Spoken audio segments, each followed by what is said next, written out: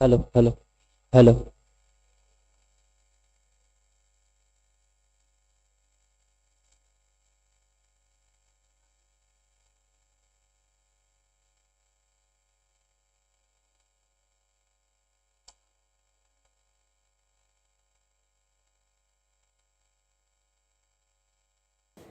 Welcome to CSIR Central Glass and Ceramic Research Institute, Kolkata.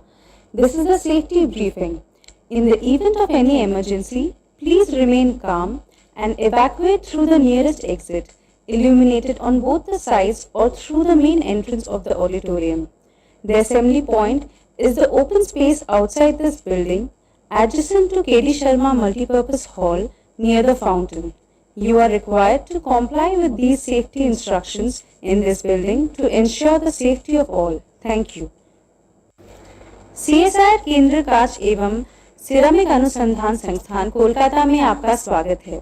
यह एक सुरक्षा briefing है। किसी भी आपात स्थिति में कृपया शांत रहे और सभागार के दोनों तरफ प्रकाशित निकास या मुख्य प्रवेश द्वार से बाहर जाए। असेंबली पॉइंट इस भवन के बाहर खुली जगह पर है, जो फव्वारे के पास केडी शर्मा मल्टीपर्पज हॉल से निकट है। इस भवन में हर किसी की सुरक्षा सुनिश्चित करने के लिए आपको इन सुरक्षा निर्देशों का पालन करना आवश्यक है। धन्यवाद। CSIR কেন্দ্রীয় কাঁচ এবং সেরামিক গবেষণা সংস্থা কলকাতায় স্বাগতম। এটি একটি নিরাপত্তা সংক্রান্ত ঘোষণা। যে কোনো জরুরি পরিস্থিতিতে অনুগ্রহ করে শান্ত থাকুন এবং উভয় পাশে আলোকিত নিকটতম প্রস্থান পথ দিয়ে অথবা অডিটোরিয়ামের প্রধান প্রবেশদ্বার দিয়ে বাহিরে যান। সমাবেশ স্থল এই বিল্ডিং এর বাইরে খোলা জায়গা কেডি শর্মা মাল্টিপারপাস হলের পাশে ফোয়ারার কাছে। এই ভবনে প্রত্যেকের নিরাপত্তা নিশ্চিত করার জন্য এই নিরাপত্তা নির্দেশাবলী মেনে চলা আবশ্যক। ধন্যবাদ।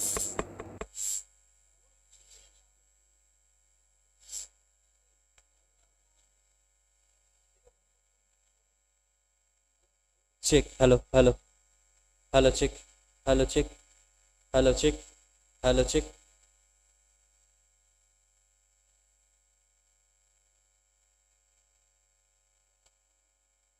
Check hello hello hello check hello check.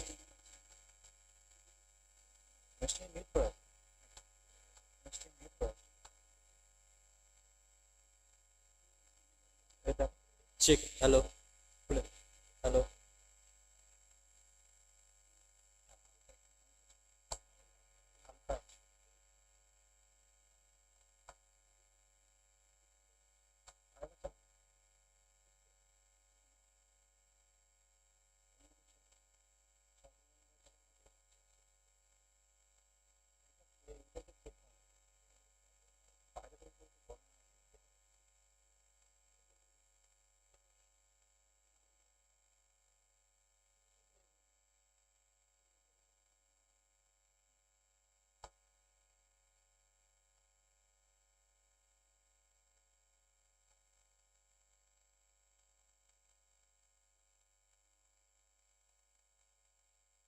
Check hello hello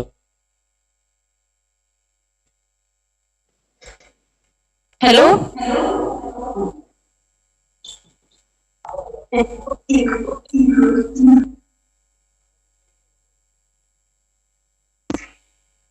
check hello hello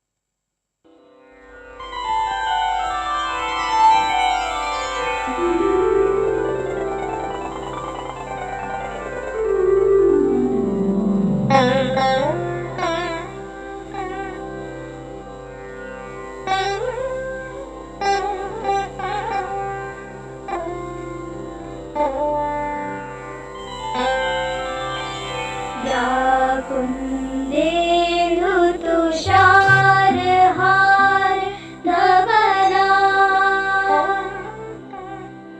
या शुभ्रवस्त्रामृता या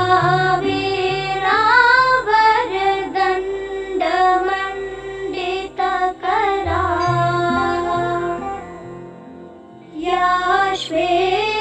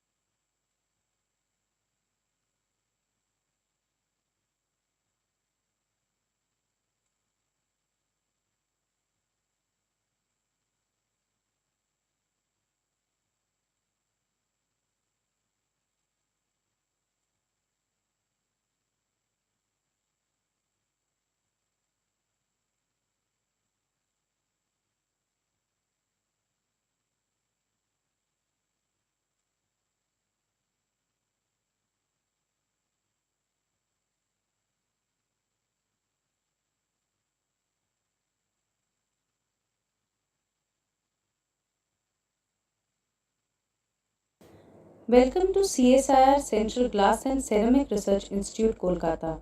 This is a safety briefing. In the event of any emergency, please remain calm and evacuate through the nearest exit, illuminated on both the sides or through the main entrance of the auditorium. The assembly point is the open space outside this building, adjacent to KD Sharma Multipurpose Hall near the fountain. You are required to comply with these safety instructions in this building to ensure the safety of all. Thank you. CSIR केंद्र कांच एवं ceramic अनुसंधान संस्थान कोलकाता में आपका स्वागत है। यह एक सुरक्षा ब्रीफिंग है। किसी भी आपात स्थिति में कृपया शांत रहे और सभागार के दोनों तरफ प्रकाशित निकास या मुख्य प्रवेश द्वार से बाहर जाए। असेंबली पॉइंट इस भवन के बाहर खुली जगह पर है, जो फव्वारे के पास केडी शर्मा मल्टीपर्पज हॉल से निकट है। इस भवन में हर किसी की सुरक्षा सुनिश्चित करने के लिए आपको इन सुरक्षा निर्देशों का पालन करना आवश्यक है। धन्यवाद।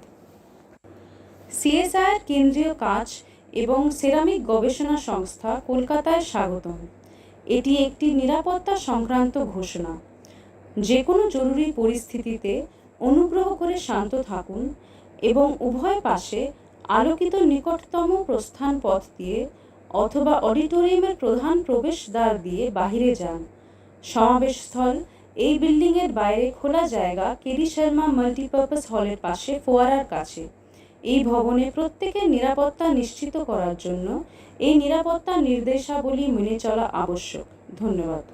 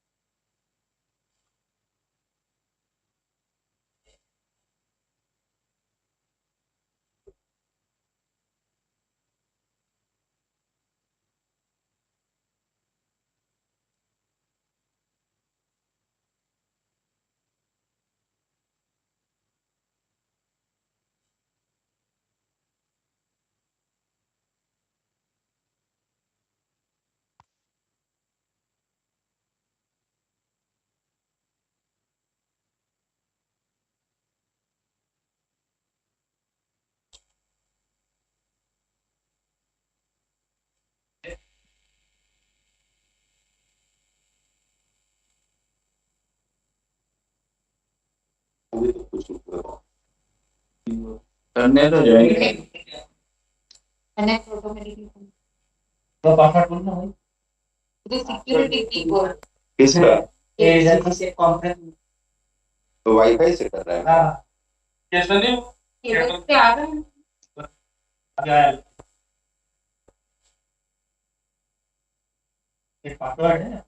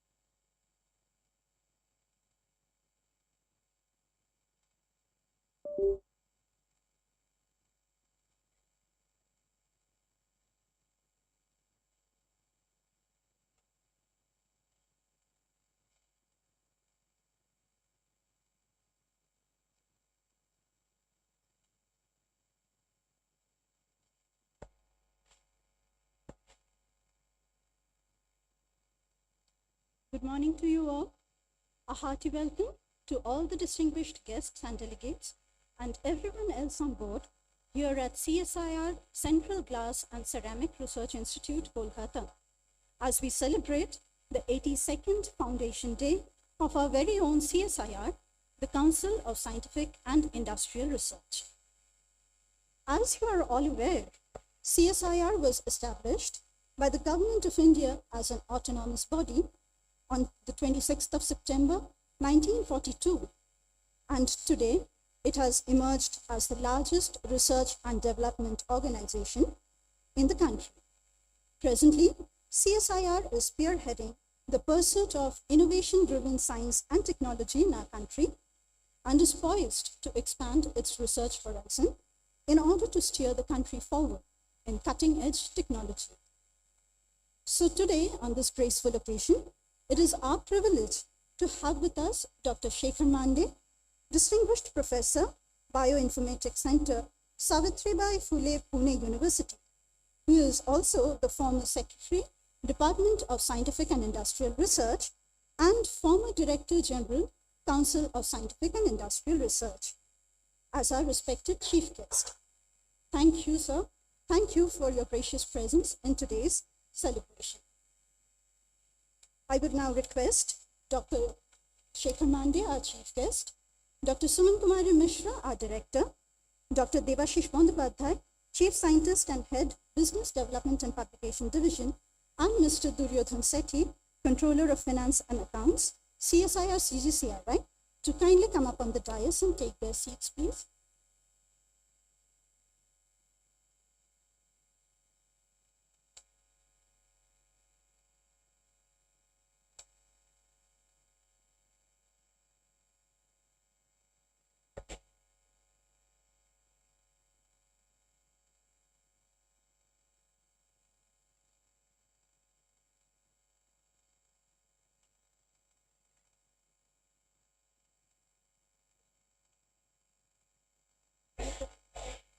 I would now request our dignitaries on the dais to formally inaugurate this program by lighting the ceremonial lamp.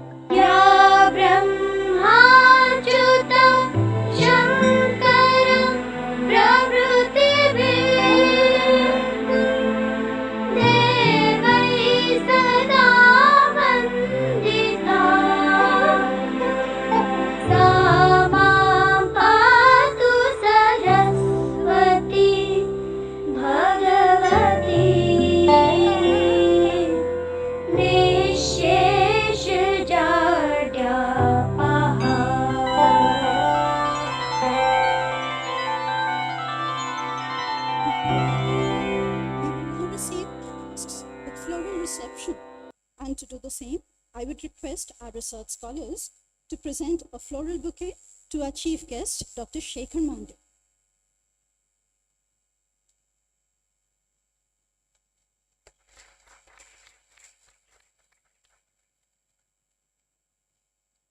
Another research student will present a floral bouquet to our director, Madam, Dr. Suman Kumari Mishra.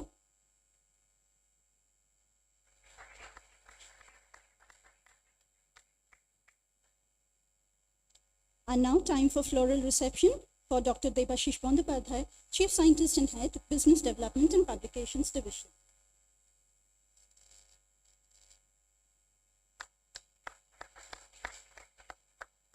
Our student will now present a floral bouquet to Mr. Duryodhan Sethi, Controller of Finance and Accounts Division.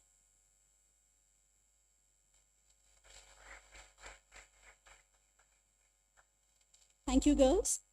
May I now request our Director, Madam, Dr. Suman Kumari Mishra, to kindly deliver the welcome address.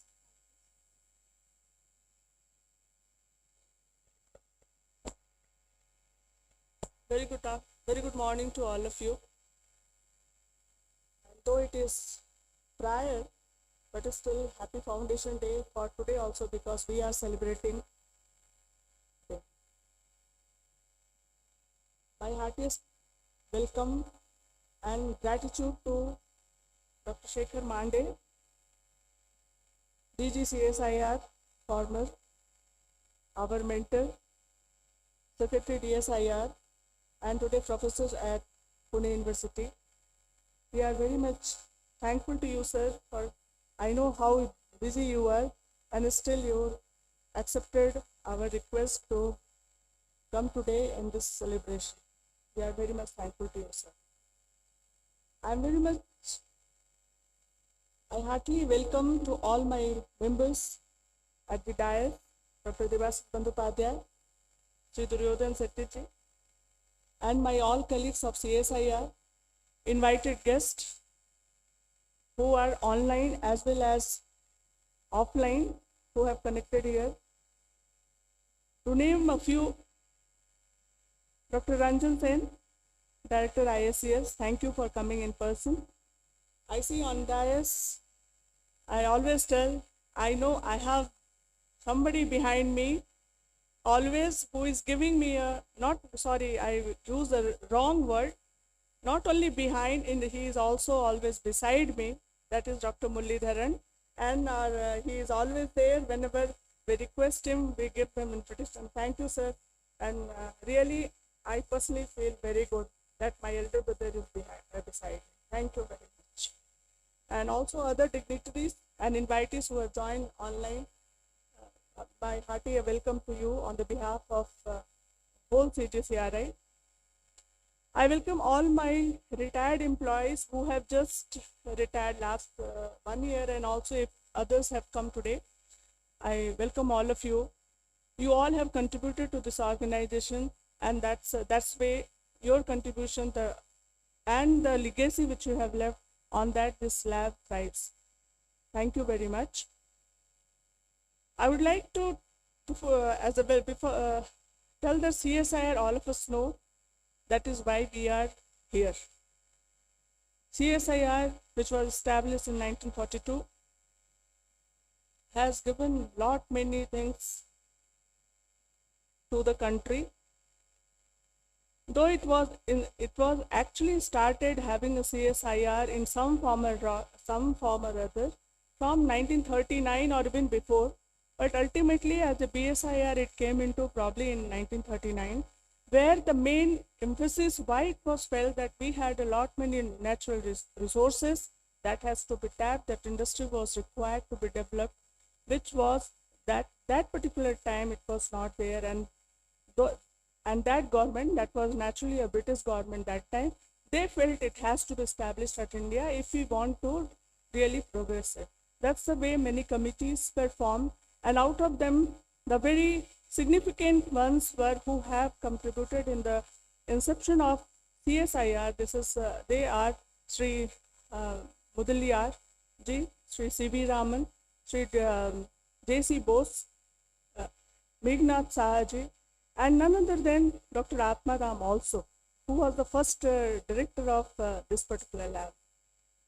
In 1942, and we are also very proud that this was started maybe only for the 6 months or 8 months, no other place but at Calcutta.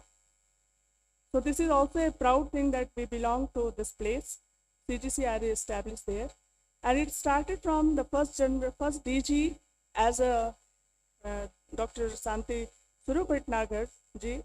And later on, we know that today we belong to a lab where Sri Santi Surupatnagar was also a part of the decision making that this lab should be established. And he was the first DG who mentored the CSIR along with the different dignitaries there. Later on, Dr. Atmaram subsequently became the 5th DG, and who happened to be the ex-director of CGCRI, who became DG. And today we have the chief guest, who is also a DG, who was also the DG of CSIR. What a good coincidence of this. CGCRI has got it. We are so blessed by God, blessed by the situation that we have all the people, we have a history of who led the CSIR, And today we have chief guest also who led the CSIR. Thank you, sir. CSIR contributions are immense.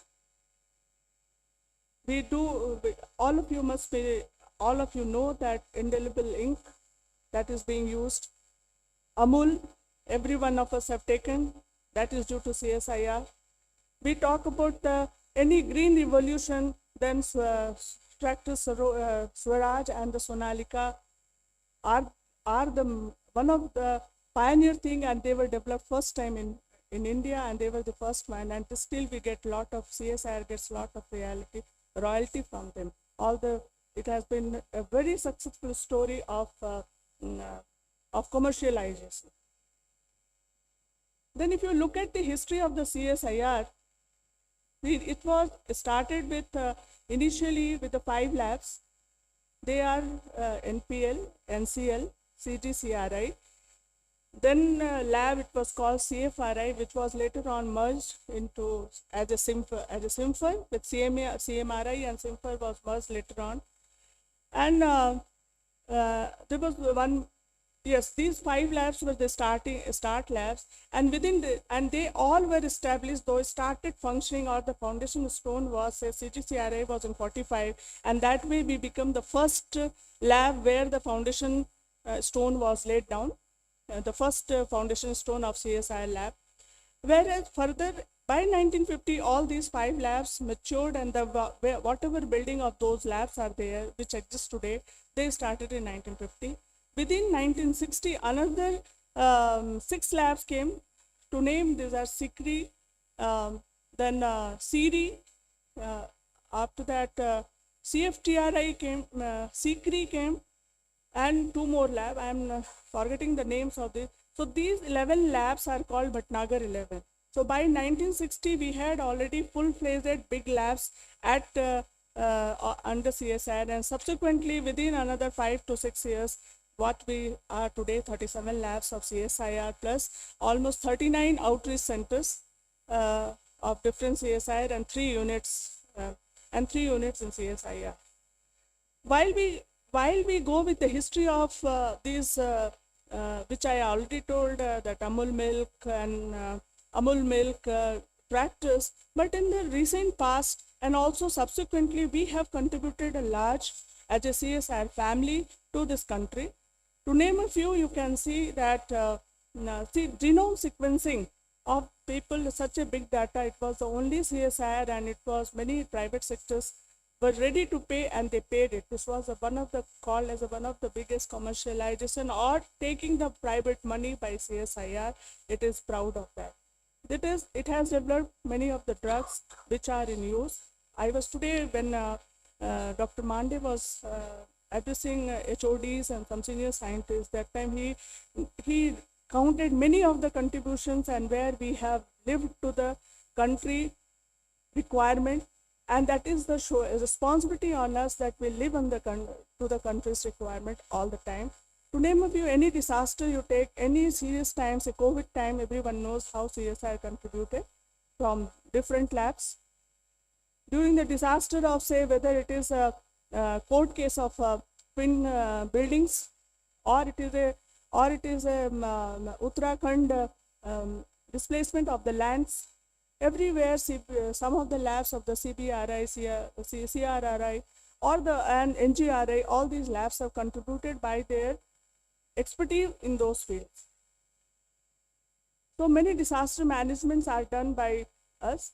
In terms of ISRO, if you are talking, you must have seen that Chandrayaan-3, which put India in the list of 5th country who have reached to that in the space research.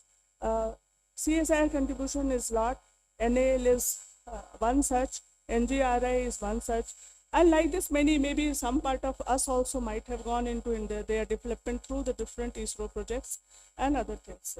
So like this, if we start counting, there is a lot of things which we can count on the CSIR contribution. The traditional knowledge is another thing, which a full database, which is the unique, and this is probably, it is the first time in India, right, Dr. Shekhar Mandu? Am I right? This is the first time of India where you have a documented online and further so much of research is going on so that all the traditional knowledge is at one place. So these are the many contributions are there. CSIR, you know that it has come, and a two-seater plane is almost in the ordered stage, to my knowledge, as I understood from Dr.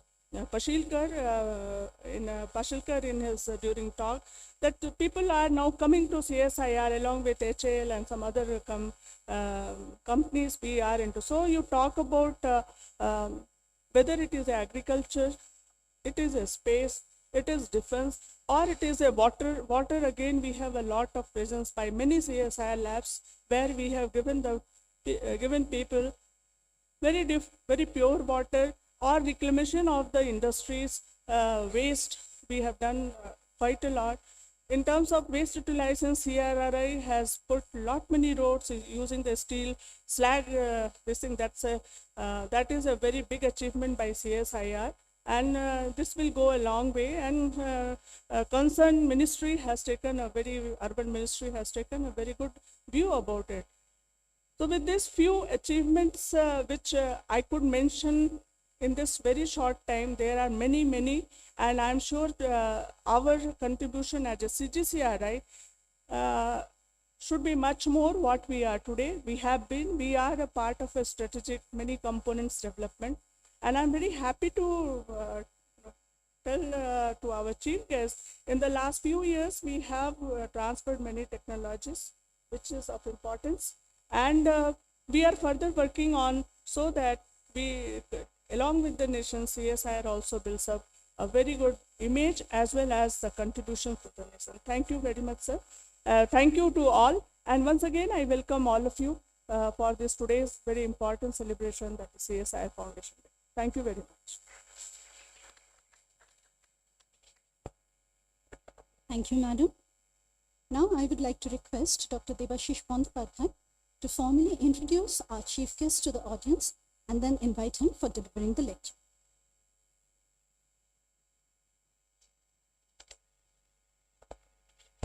Okay.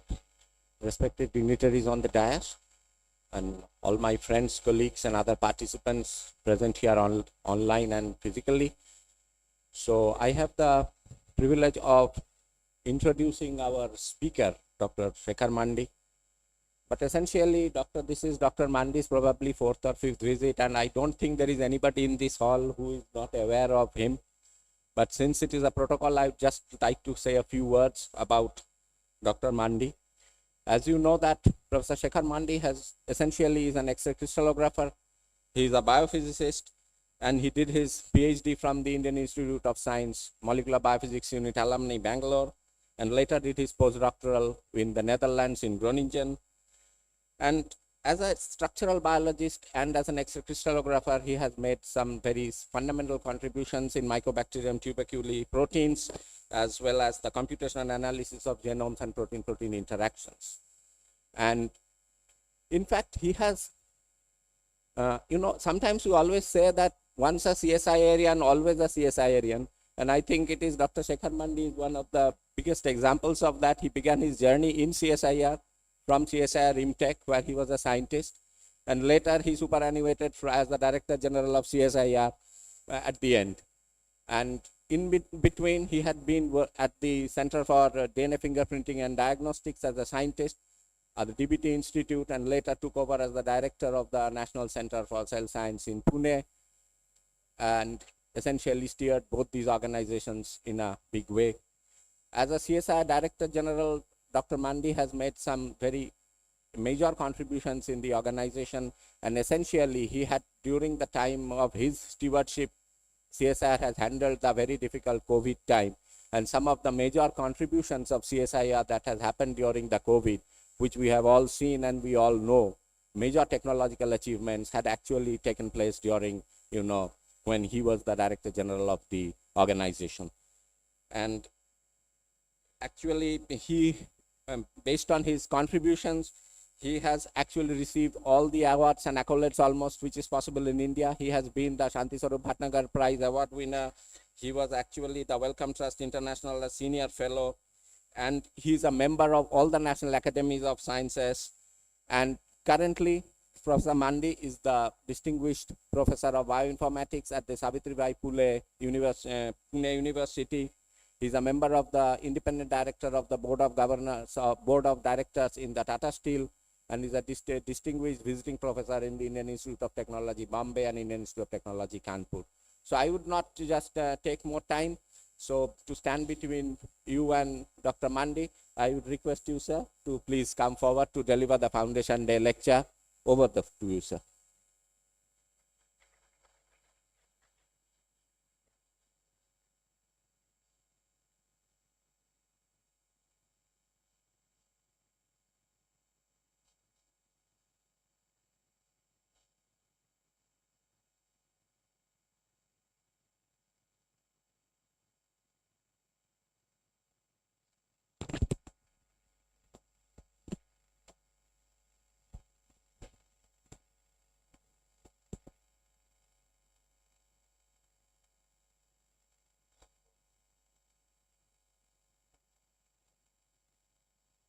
Thank you, Debashish, for the kind introduction.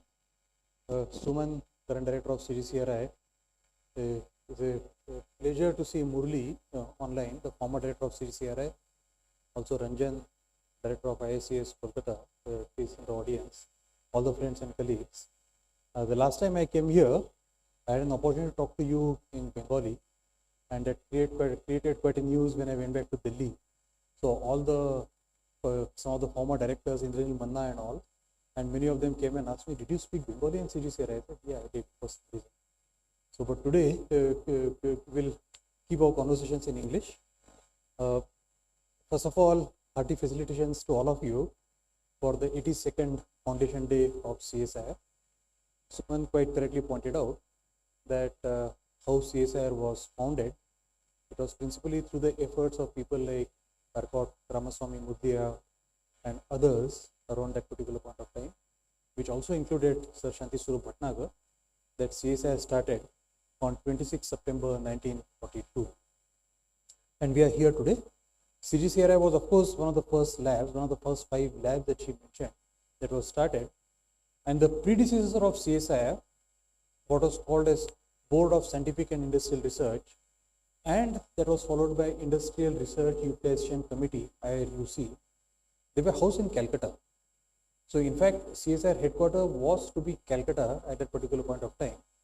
But you should thank that it's not in Calcutta, it has gone to Delhi, because anytime you are closer to Calcutta, anytime you are closer to a headquarters, there are challenges that you face which are not very easy to deal with. The Delhi labs face those challenges even today. So we are here to celebrate the Foundation Day. And what I thought this time I will talk to you about is how science connects with society in general. I will give some examples of CSIR, but what are the general principles and foundations that science must address? I mean, science has a much larger issue to address than simply looking at nature and try to understand nature. Science also has responsibility to address societal problems, and we'll see how actually this came about. Some of these principles have come about. Now, it has been recognized for a very long period that the scientists must be connected with society for a very long period, like centuries, that we must actually make sure that whatever we understand about nature around us should also benefit the society at large. That's the general principle that we follow. But in recent times, that is in the last about 100, 150 years, there has been growing thought about how science actually should address society. And one of the very big proponents of that in India was none other than Mahatma Gandhi. All of you are aware that Mahatma Gandhi had said that there are 7 deadly sins that one should avoid. And the 7 deadly sins that what he proposed were something like this. So I'm sure all of you have read this, but we'll just for the sake of formality go through this. So he said, attaining wealth without doing work is a sin. Pleasure without conscience. Knowledge without character. Commerce without morality. Religion without sacrifice. And what we find in abundance today is politics without principle. Now, these are the 6 sins that he actually mentioned at that particular point of time, and one must avoid. And I think we should keep telling about politicians all the time the last one. Today, unfortunately, politicians don't follow this. Most of the politicians, almost all of them, they follow politics without principles.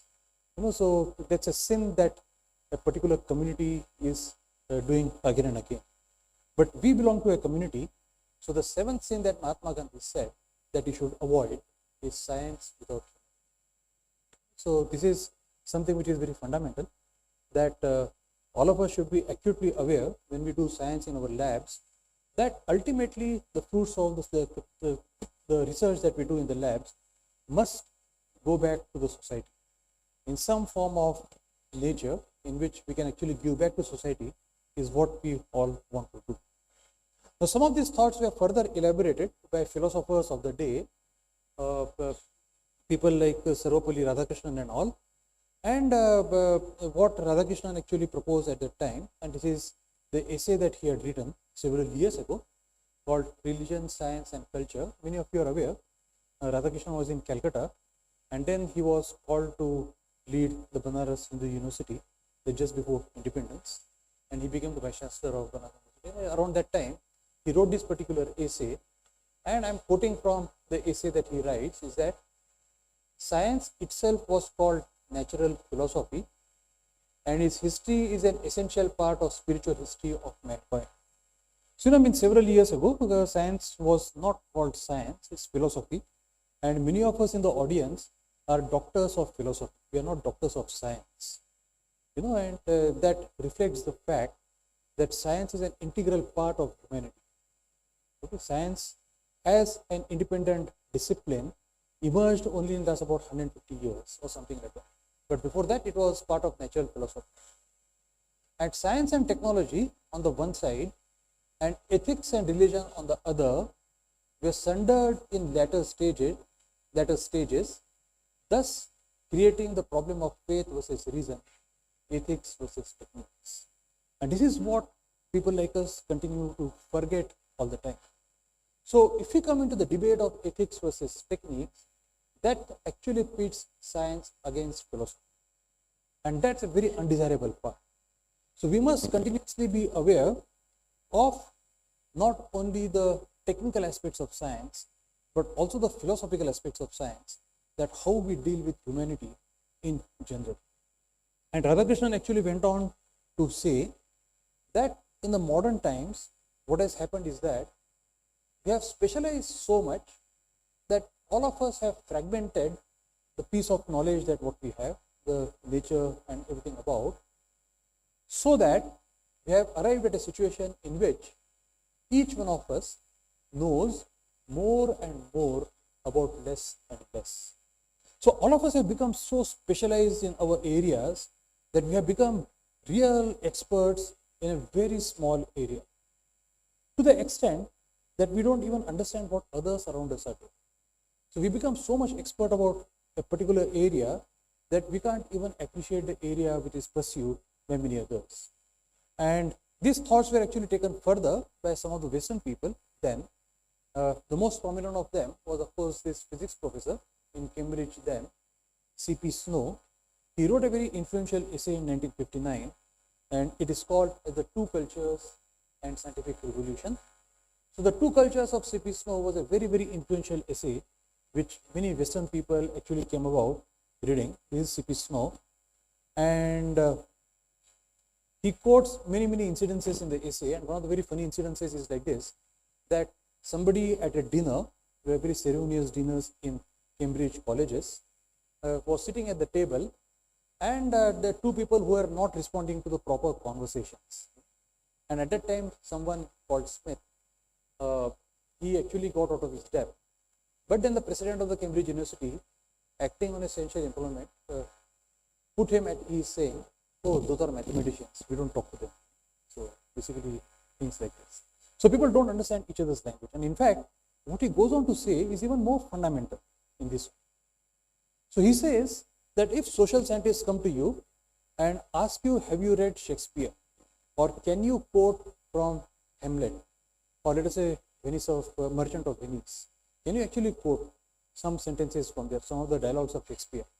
And many scientists, including many of us here, will not be actually able to quote Shakespeare that easily, you know. So that actually was looked down upon by British society, that scientists have not read Shakespeare. But what C.P. Snow quotes in this particular essay is that you ask the social scientists and the literary people, what is the second law of thermodynamics? And they would be equally very uneasy about this question, about second law of thermodynamics. And in fact, second law of thermodynamics to scientists is as profound as Shakespeare is to the society. I don't think there is any less significance in thermodynamics than Shakespeare. You know, so that's the kind of thing actually C.P. Snow goes on talking about. And these aspects have been realized for a long time. And just to quote a few historical aspects of this, is that when we started actually our journey, humanity started our journey, even before we started forming colonies, and when we were actually roaming around as hunters, gatherers, we actually started using our technical knowledge that we had learned around us by making even tools like this. These are some of the Stone Age tools. And remember, these tools are about 30,000 years ago, 35,000 years ago. That is, even before we had started farming, even before we had started getting cattle for our benefit, or even before we had started forming colonies. So these are pre-agriculture days when humans used to roam around in groups of 100, 200 or something. You know, we had not started forming colonies, and we had not divided our jobs that someone will be a farmer, someone will be a soldier, and someone will do some other sundry jobs. We had not come to that stage yet. About 100 people in a group, we used to hunt. And in those times, we actually used to make tools like this. And tools like this are found in India abundantly, many of the places. And these are the photographs taken by me in my own mobile. This one was taken in the Aravallis. I had gone there for a hike, and we found a Stone Age tool, something like this. And the area where we went to Aravallis was rich in all these kind of artifacts around us. There were also rock paintings and all from about 35,000 years old. And about a month ago, I was in Bhopal, a close called Bhimbetka, and once again I found a piece like this, which is once again abundant, lying around. It's very rich. If you go on the ground and see, there are many such kind of tools which are actually. And these are the tools that mankind had made using the technical knowledge that I was talking about for our own benefit. So these tools were used for a variety of purposes for our own.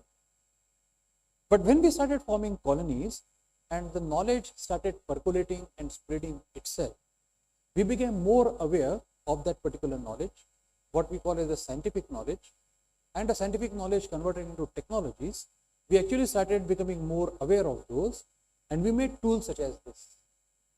So on today's date, if you go anywhere in Jammu and Kashmir or Himachal Pradesh or Uttarakhand or the northeast at the foothills of Himalayas, what you will find in abundance a presence of roughly something like a few tens of thousands of structures such as this.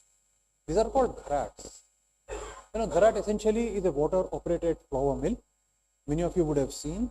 Traditionally, people of my generation have seen our grandmothers making flour in the house using two stones, that are the grinding stones. But in the hilly region, they use the water power for this. So the water which falls on it is connected with a complicated gear system, so that one ring of a stone can make friction on the other, and we can make flour of this. Now gharats date back to about 7th century in the country. So almost about 1500 years ago, that this started becoming prevalent in the country. And that once again is through the knowledge of science and technology that what we are talking about. This is no different than the discoveries that we are making in the labs today. The knowledge that we are gathering is not any different than the papers that you are publishing in the journals today. That was the way of generating knowledge. That was the way of generating technology. But the technologies were being generated which would make lives of people easier. And that aspect, very often people like us, every one of us in the audience, very often tend to forget when we are making discoveries in our lab and we are making technologies out of our discoveries. how eventually it is going to benefit a common person in society. And that's an aspect that we must not forget. So the point to give you examples of Mahatma Gandhi and Sarvapalli Radhakrishnan was essentially, ultimately, we must have the benefit of mankind and the benefit of our planet in our heart. Anytime we are making new discoveries in our labs, anytime we are making technologies out of these new discoveries. And this actually was abundant till about 150 years ago, till the advent of the first industrial revolution. All these things were very abundantly known to all the scientists and philosophers then. It's only since the start of the industrial revolution that we have started forgetting some aspects of this. So UNESCO, if you go to UNESCO site, on the first page of it, it defines what the science should be like. And what UNESCO defines, and I'm going to quote, I'm going to read from here. It says that science is the greatest collective endeavor.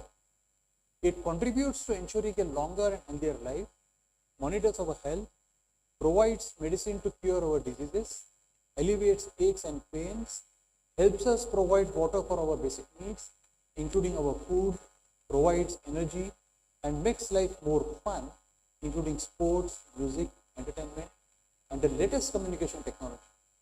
Last but not least, it nourishes the human spirit. Now, this is the UNESCO's definition of science.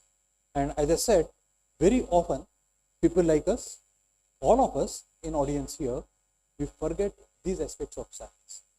That science is the one which eventually also feeds into our entertainment, into sports, and our own human spirit. And that's the fact that all of us should be continuously be conscious of, that we are eventually working to live up to that human spirit. And that's exactly what UNESCO says, and that's the examples that I have given you in my previous. So what I'm going to do is I'm going to actually tell you a little bit of how we ought to be working, some prescriptions on what to be working. And all of you are aware, I'm going to come back to this once again towards the end of my talk. But to start with, in 2015, you are aware that all the nations gathered together, something called a Paris Agreement, and the United Nations decided to define 17 different goals, what today are typically called as Sustainable Development Goals. And the goals were defined for a period of about 15 years. So the goals had to be met by 2030 or something like that. We are exactly halfway through in our journey since 2015. And for example, SDG 1 says no poverty. I'm going to give you one example of this, zero hunger, and so on. So there were 17 different goals. And let us see how we actually worked on some of this. And I'm very proud to say that if one country which stands out in meeting even partial of these goals is actually India. You'll be surprised that the progress made by different nations, including the most powerful economies of the world, India stands right on the top in terms of meeting the Sustainable Development Goals. I'm going to give you one example. Now, the first Sustainable Development Goal is no poverty. And how many people do you think we have lifted out of poverty in last 10 years? How many people? 415 million people we have been able to move out of what we call as multi-dimensional poverty. It is outstanding. That's a population which is more than the US population alone. This population is about 2/3 of the population of Europe. And so many people about 10 or 15 years ago were in abject poverty in India. And we have been able to lift them out of poverty. Now they have food to eat both the times, and many people have some sort of a shelter, and large number of them have access to clean drinking water. And it's outstanding. So India in the last 10 or 15 years has been making rapid progress towards eliminating some of this kind of issues. And in our own lives, we very often fail to recognize what we as collective society have done. We often fail to recognize that what we are able to do and what we have been doing. And that's the thing that actually I was talking to a group of scientists in the morning today, that while passing through the pandemic, we actually fail to recognize that as a collection of the people or scientists within CSIR, we have been able to do marvelous things. You know, we did not have to depend upon the West. In CSIR, we could do things on our own. So CSIR presented itself as an example to the larger society that if we come together, what are the magics or what are the things we can do? And we can really achieve very high heights if we decide to do things together. And this we have done together as a country. So 1.4 billion people decided that we are going to work on poverty, and this statistics is not made by the government, it is not made by our bureaucracy. This statistics has been presented by UNDP, which is a very credible organization. You know, so sustainable development goal is poverty, reduction in poverty, and we are actually doing some good jobs, but the job is not fully yet done. We still have a large number of people who live in abject poverty, especially in states like West Bengal. Unfortunately, the poverty index is very high, and we have to make sure that we lift these people out of the poverty. So irrespective of who is in power, political power, we as a group of people, as society and scientists, must work towards objectives such as this. I would like to come to CSIR and my own association with CSIR and how actually we started realizing that what is the power of working together. And at that time, unfortunately, the pandemic hit, and we took that as an opportunity, the pandemic as an opportunity, and we actually stood together and we fought the pandemic together, all of us. But when I came to CSIR, Suman already mentioned some of the things that CSIR had done over a period of time, of course, were things like this. Many people in society are actually not aware. And in fact, just to tell you a story on the sideline, I was attending a meeting for about 20 different secretaries of Government of India, all the IAS officers at the highest level that they can rise to. And most of the IAS officers were not aware what CSIR has done. So one of them asked me that, what does CSIR do? Can you tell us CSIR's achievements? To my luck at that time, tea was just being served. So I asked all the IAS officers that, do you get milk in a packet? Do you boil it? And do you add it to this tea? So all of them laughed. They said, no, we actually use milk powder in meetings like this. And I said, you have made my day. And then I told them the story of milk powder, how it was made in Mysore several years ago. And I'm sure all of you are aware of the story, but those who are not aware of the story is something like this.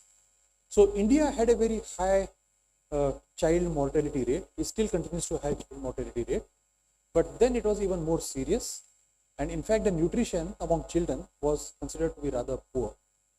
And at that time, the Ministry of Commerce decided that we should address this particular problem. So they formed a committee, and that particular committee had experts from New Zealand, from Switzerland, and from some of the Nordic countries, because they are actually very milk rich and they don't have this problem of nutrition of children. This committee, one of the most well-known experts around the world, was someone called Williamson, who came from New Zealand. Committee sat down and wrote a report, and at the end of the report it said that Indian milk, if it has to be transported across many different villages or different geographical regions, must be converted to milk powder. And unfortunately, milk powder cannot be made out of milk that is made in India, because we are predominantly a population which rears or we harbor the buffalo milk. We don't use cow milk as much as the Western countries do. And buffalo milk is very high in fat and cannot be converted into milk powder.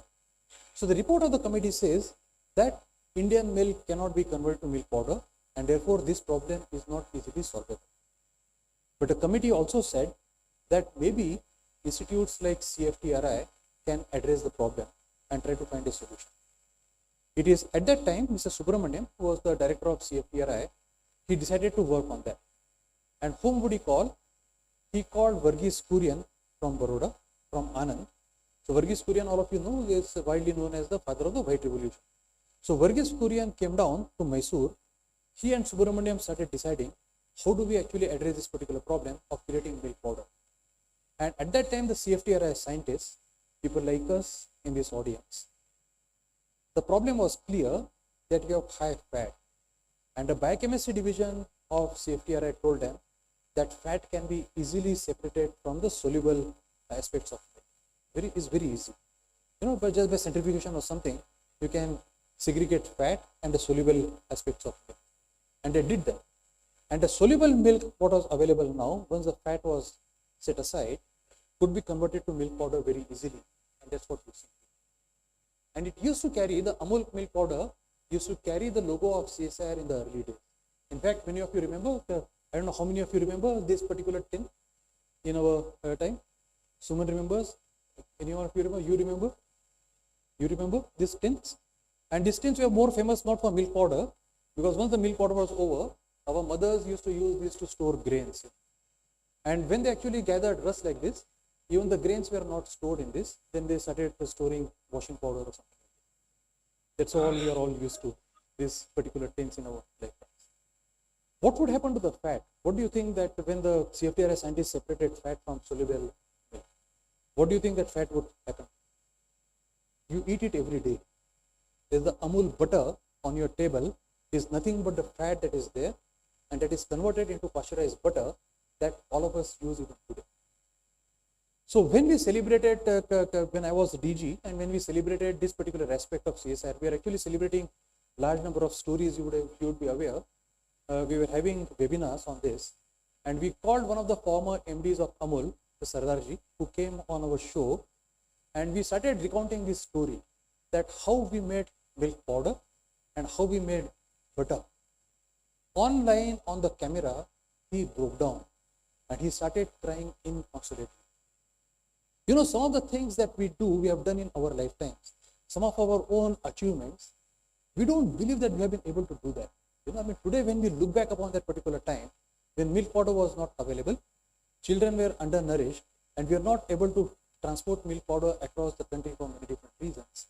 And when you recount that we are able to do it because we all got together and we were able to do that, I think that's just an amazing story. But the milk powder that was made by Subramaniam and Verghese Kurian had to be shown before it came into market that it was clinically acceptable to consume. Everything that you make has to be certified that can be consumed by people. And what would CSIR do? CSIR gave at that time in 1970s a grant of 20,000 rupees to CMC Vellore, saying that please conduct clinical trials, and the clinical trials were conducted on the milk powder and show that it is fit for consumption. And then CMC Vellore eventually gave a report having conducted clinical trials and that milk powder is fit for consumption. And that's how it came to the market. And that's an amazing story. It happened in our own lifetimes. At least I was born when this was happening. And these kind of things we have been able to do, we have been doing all the time. See, Western media will never cover these kind of stories. But our generation and our population must be aware that we as a group of scientists have worked on solutions such as this that have affected humanity in general at a very large scale. I showed you an example of lifting 415 million out of poverty. You will not see that report in New York Times or BBC or CNN. But we must be aware that we have done it collectively as a nation. The story of Amul milk powder, you are not going to see in nature or science anytime ever. But we should be aware that we have done it. And this has happened in our lifetimes, and it's a real lifetime story that we have been able to do as a population. When I came to CSIR, I was of course aware that it is an extraordinarily privileged position that I was occupying. I felt extremely privileged that we were doing that. And some of the things that I got to participate myself on the laurels of the people who had worked in the previous 10 or 15 years. One of them was this actually blight resistant rice that had been developed by Center for Cellular and Molecular Biology, CCMB, along with the help from ICAR, the Indian Council of Agricultural Research. And this is one of the melas that we conduct every year in Lucknow in distributing these bags to the farmers, the rice bag, the seeds, so that they can go and start cultivating it. Can you believe it, how much area is under cultivation by this rice today? About 25 lakh hectares. The rice that was developed in a CSIR lab is now under cultivation under 25 lakh hectares across the country. It's just amazing. Once again, this has happened in our own lifetimes. And it has happened in last 20 years, ever since many of us in the audience have been active in science. It has happened in a CSIR lab. So we should be extremely proud at what actually our colleagues have been doing around the thing. This is one of the things that happened during my own tenure. You know, I mean, any one of you has a Google here on your mobile, just do a Google on something called Purple Revolution. You know, and Purple Revolution has been covered in even Western media very prominently, even the things like BBC and CNN. They have covered something called Purple Revolution. What is Purple Revolution? Purple Revolution essentially is the promotion of farming of lavender in Jammu and Kashmir. You know, Jammu and Kashmir has been known for variety of wrong reasons for many people around the world, but CSIR decided at the time that will bring value to the people of Jammu and Kashmir. And we decided that the climate of Jammu and Kashmir is very conducive for growing things like lavender there, right? In the last 5 years, what we have been able to do is that a large number of land we have been able to bring under cultivation for lavender. And typically, I mean, this is my visit to Pulwama. So most of the government secretaries would not go to Pulwama. When I went there, it actually created a problem for local security agencies, but I said, I am going to go to Pulwama and talk to villagers myself. So these are all the villagers of Pulwama who came and spoke to me on that particular day. They showed me around how much lavender was being cultivated and what CSIR had done. CSIR had installed distillation units right there so that the farmers could go and derive essential oils, or they could distill essential oils out of lavender there. And many traders from Bombay would come and buy these essential oils from the farmers directly. CSIR did not come in between of this particular trade between the farmers and the oil dealers. So this is something what was very enriching for me to see in the field, that what we have done in the last 4 or 5 years is amazing. Once again. So many of these things have been absolutely amazing. When I came to CSIR, the Aroma Mission had just started. All of you have heard of Aroma Mission. And what you see here is a lady who is physically challenged. And this lady is actually making agarbattis out of our Aroma Mission. We have taught her how to get flowers, how to convert those flowers into the paste that goes on the agarbattis. And she makes every day these agarbattis, and she earns something like about 10 to 20,000 rupees per month. So imagine how much human value it brings. It may not be rocket science. It may not get Nobel Prize to anyone. It may not be thing which is talked about all around the world, but it makes all of us extremely proud. You know, I mean, that instills a sense of pride in all of us that what we have been able to do as a collection of scientists in CSIR is bringing value to people here. And to tell you a little bit more, in 2015 or 2016, the Niti Aayog at that time decided to call certain districts in the country as aspirational districts. The districts which actually lack in Human Development Index, and about 100 odd districts were identified as aspirational districts at a particular point of time. In the bottom 5, we had districts such as Nabrangpur here. Right? So what you see here is in Nabrangpur, this district is in bottom 5. Different departments of science and technology, the Department of Biotechnology, CSIR, then ICMR, that is Indian Council of Medical Research, ICAR, that is Indian Council of Agricultural Research, we all came together, you know, about the period 2017-2018, and we decided that as a model, we will show in Nabrangpur what difference we can make. You know?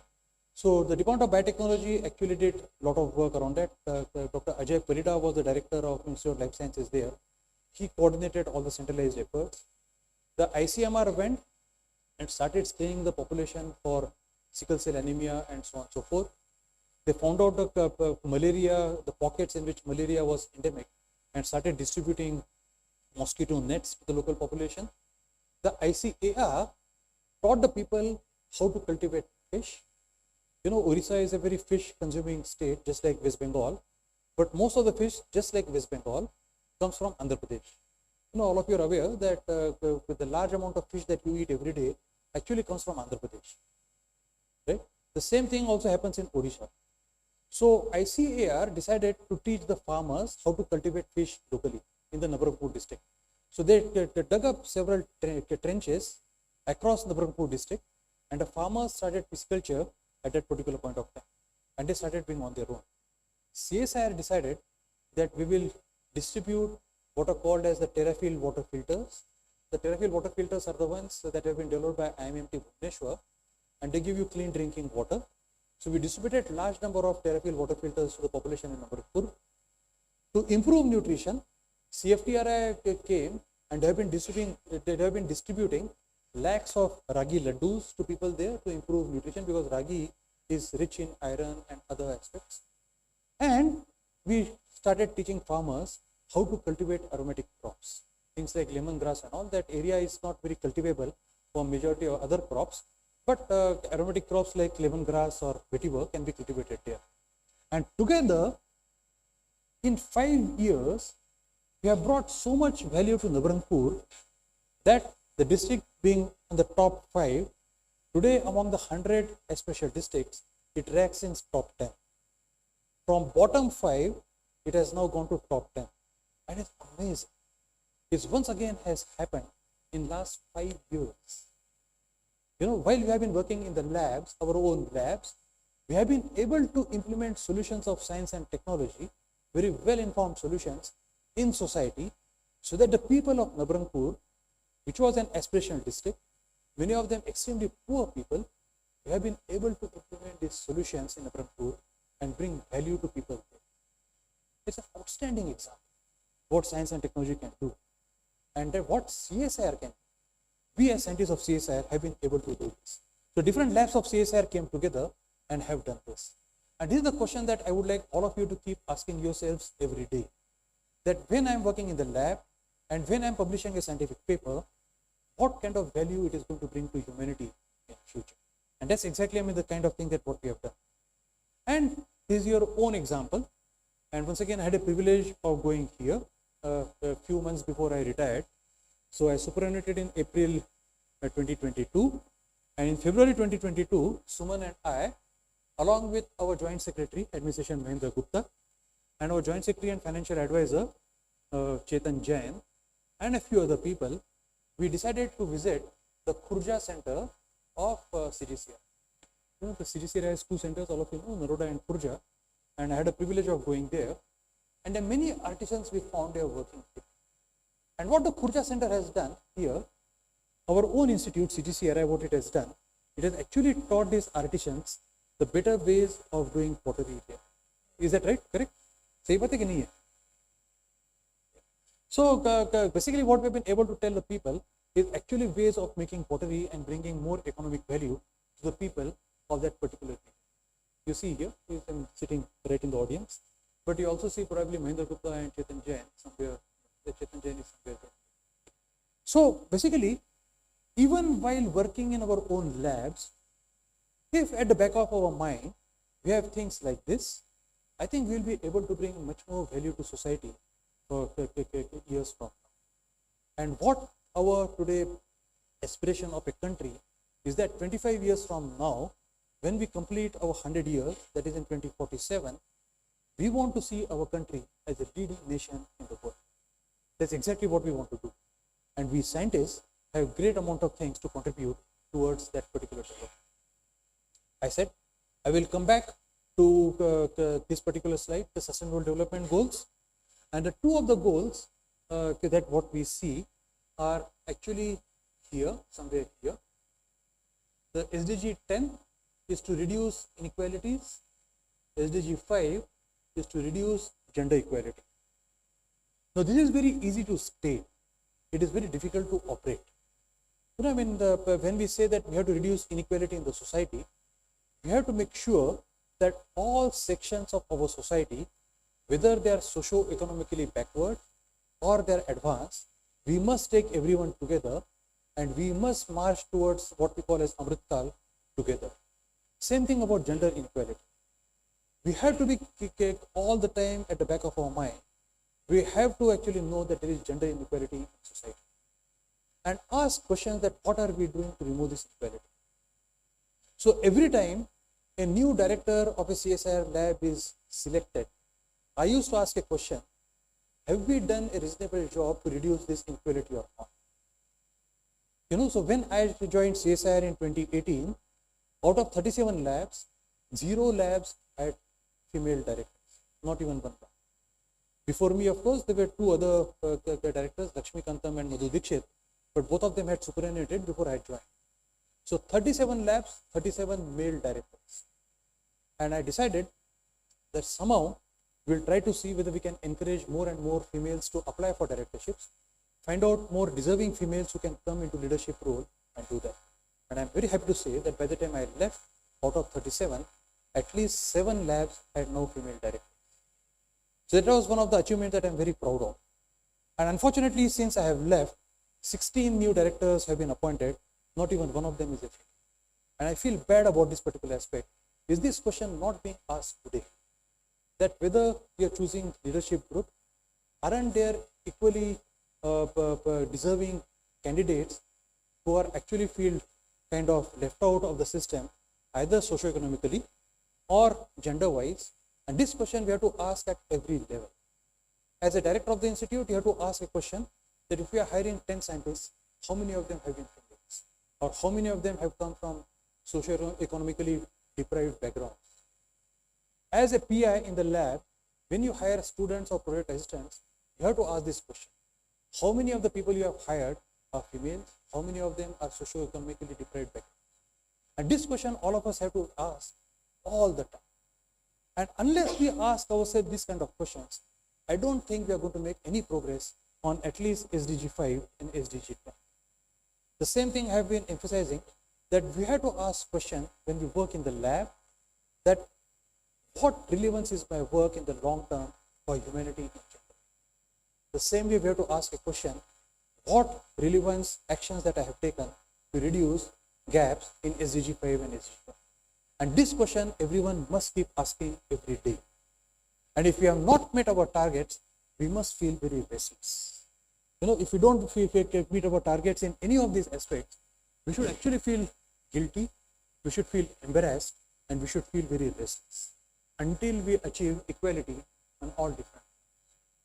Nonetheless, what I should say is that India has done reasonably well on this, meeting the target, just like what we reduce poverty. In many other aspects, to reduce inequality, India is doing pretty well. And that became very clear during the pandemic period.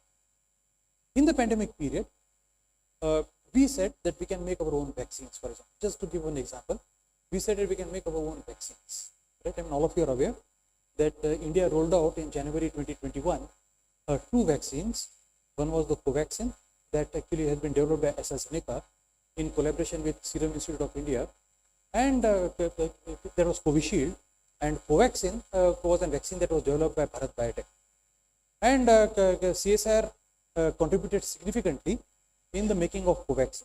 Those of you know that there is something called an adjuvant that elicits immune response in our body, that is made in CSIR, that is made in IST, in fact, IST Hyderabad. But the vaccines were being made in bulk elsewhere. In Europe and US, the vaccines were being made in very large numbers, principally Pfizer and Moderna and so on.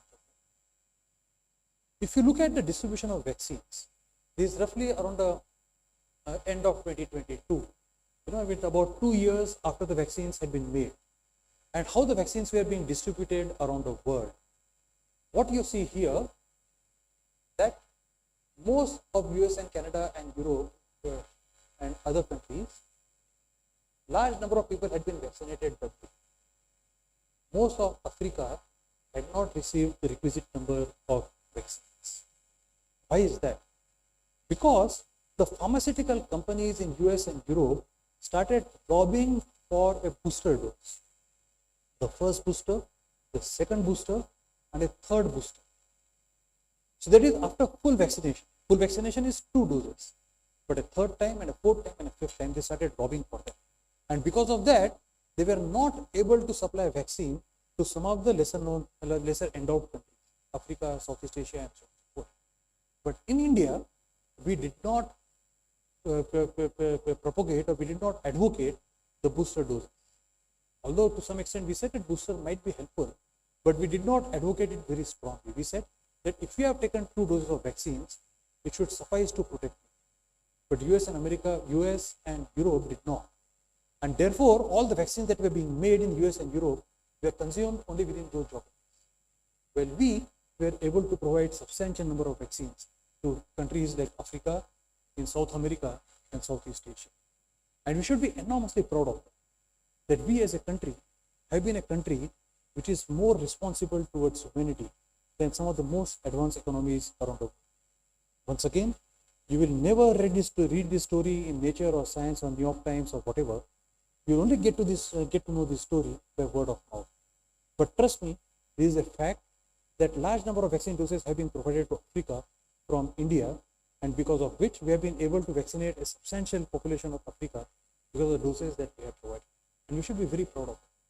So essentially what I've been trying to tell you is that if we remember all the time that science brings value to humanity, we will be able to bring more value to humanity in the coming years.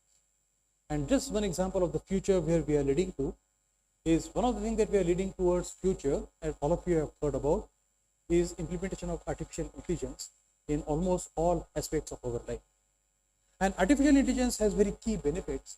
For example, it reduces human errors. Many of the repetitive tasks and processes have become easier. We can handle big data. We can make decisions quickly.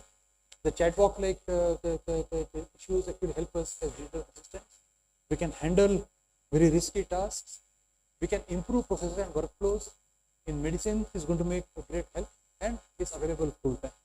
So these are the kind of things that actually are going to become pervasive in the future of the world as the use of artificial intelligence. All of us are aware. But artificial intelligence also has a negative side, and that we must be aware of.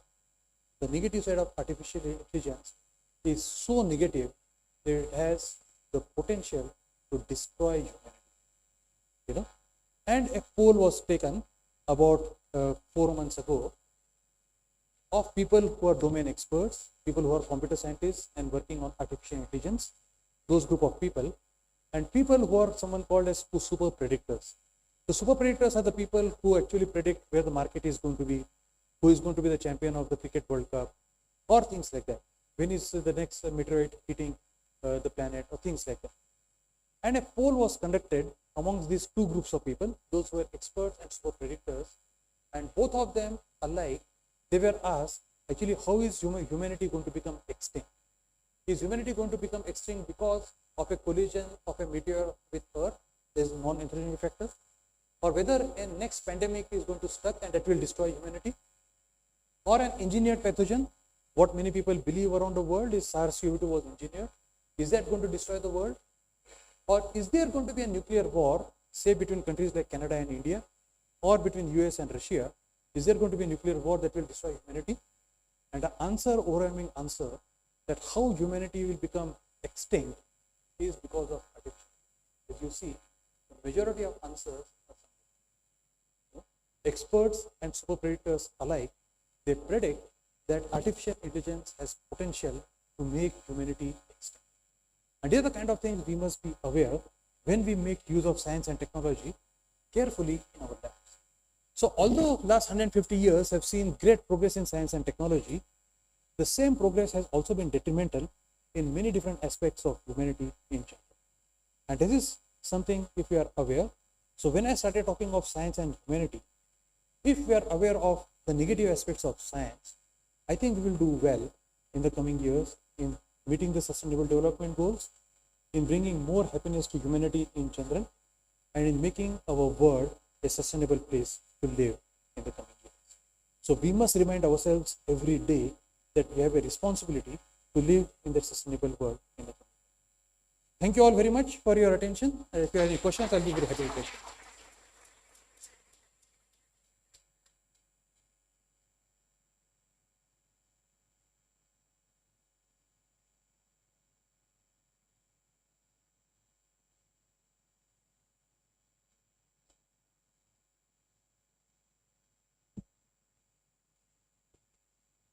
Sir, again, that is not a question, but a point which is debatable.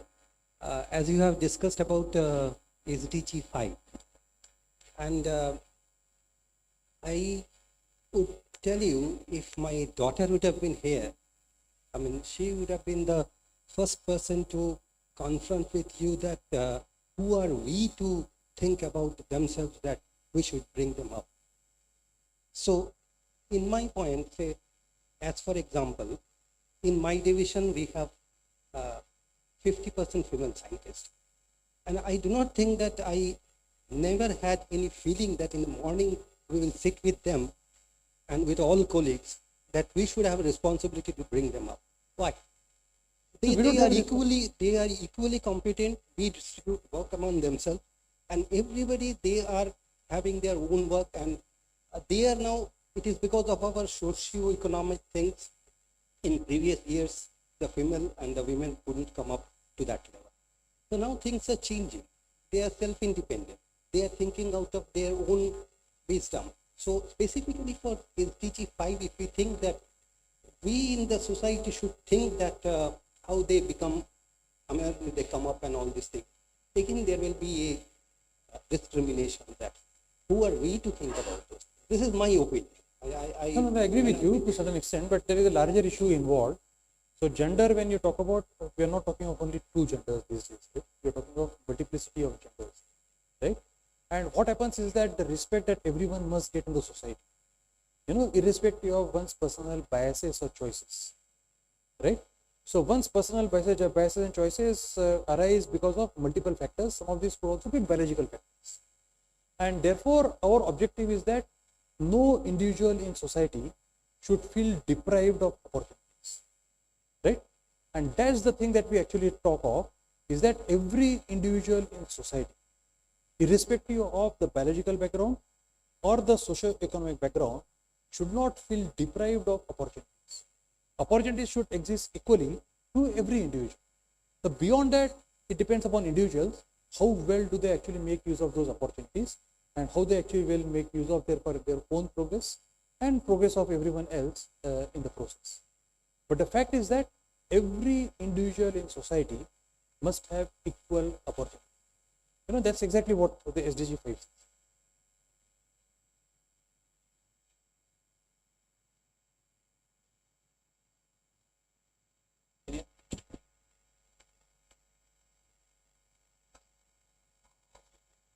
If online somebody has any question, Yeah. I have a question to Dr. Mande. You brought about the issue of, can you hear me? Yes. Yeah. You brought about the issue about artificial intelligence and possibly it could become a disaster. So what do you think we should do as a community to stop this and take advantage of the useful offerings of artificial intelligence? Any comments? Yes. So basically what we want to do with artificial intelligence, to have some sort of regulatory mechanism, just as much as what we have, for example, let us say in editing human genome or something. There are ethical issues that are involved, or use of data. I mean, we know or aware that in what ethical standards the data can be treated. For example, your personal data, what kind of diseases you have, or what kind of mutations you have in your genome, or what makes you susceptible, is your personal data, and that should not be shared with anyone else. There's the ethical standards, what we say. The same kind of ethical standards have to evolve even for the use of artificial intelligence. In what aspects of our endeavors we should use artificial intelligence, and what aspects of our endeavors we should not use artificial intelligence. I think those standards have to evolve, and once we do that, I think we should meticulously follow them. Okay, thank you.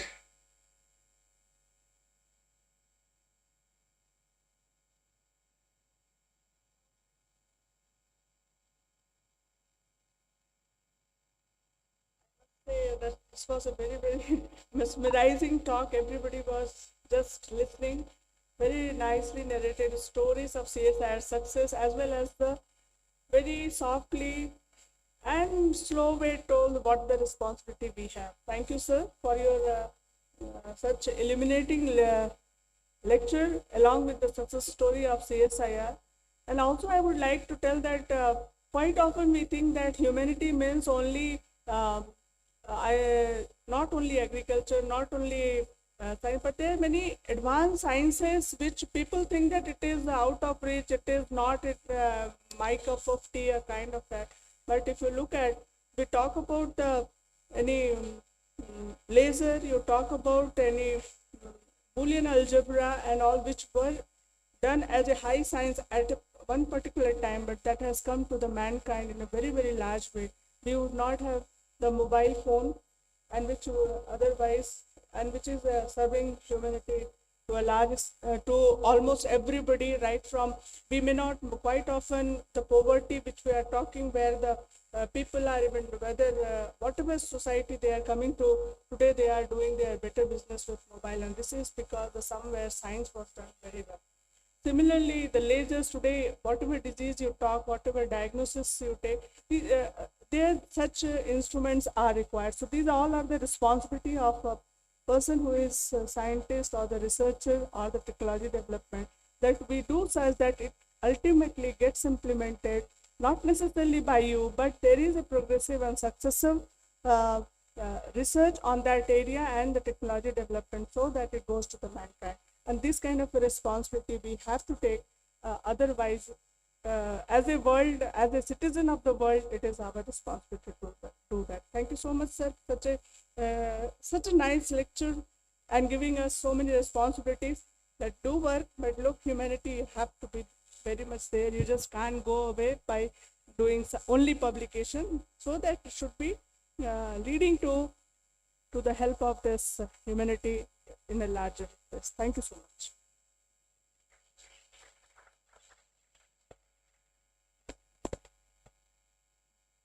Thank you once again, sir. Thank you, ma'am. So it is now time to felicitate our chief guest, Dr. Mande. And to do the same, I would request our director, Madam, Dr. Mishra, to present our mark of appreciation to our chief guest.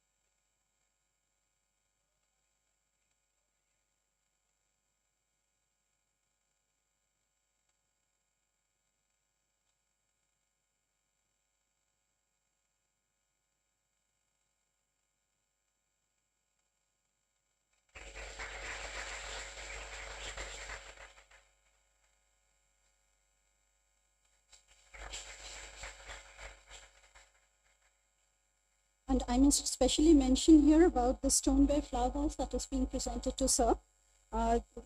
This is a beautiful creation of one of our beneficiaries from the Outreach Center at Khurja, Uttar Pradesh. Each vase is very meticulously hand-painted, then glazed and finally fired to perfection, showcasing the exceptional craftsmanship of the Khurja artisans. Thank you all.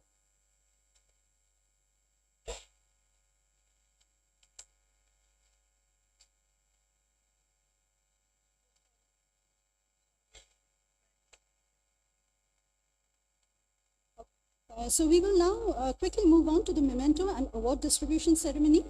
We will first felicitate our respective staff members who have superannuated between September 2022 and August 2023. They will be presented with a shawl, a Samman Patra, and a wristwatch with CSIR logo. I would request you to kindly come up on the stage as your names are called. We will start with Shri Ranjan Chakraborty. And I would request our chief guest, Dr. Mande, and our director, ma'am, to kindly present the awards.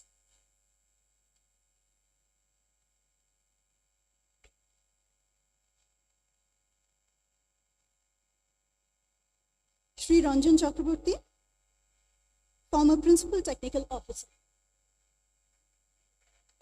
Retired.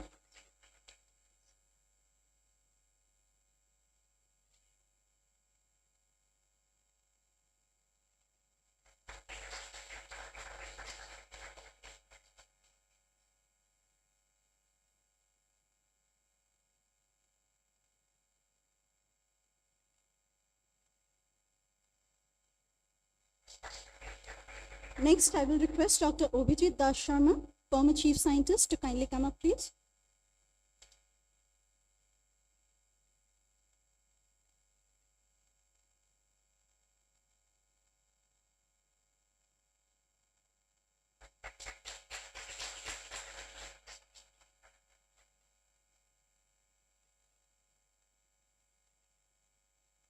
Next is Dr. Deepayan Shanal, former chief scientist. Dr. Sanyal is not present today. So the next awardee will be Shri Nirmal Kumar Ghosh, senior technician.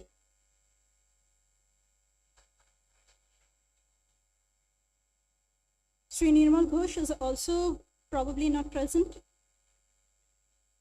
So next is Shri Shivnarayan Mondo, former senior technical officer.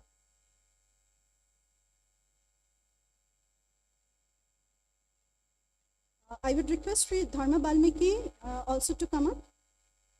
And next will be Shri Rana Gupta. Shri Shivnarayan Mandal, former senior technical officer.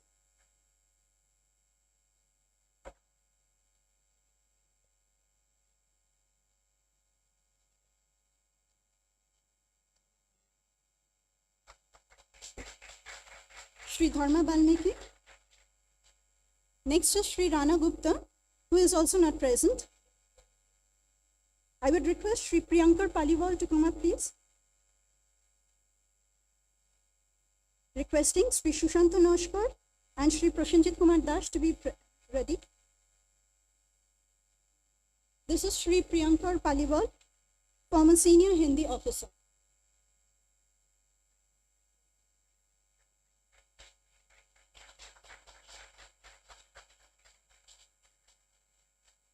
Shri Shushanta Noshkar, former senior technician.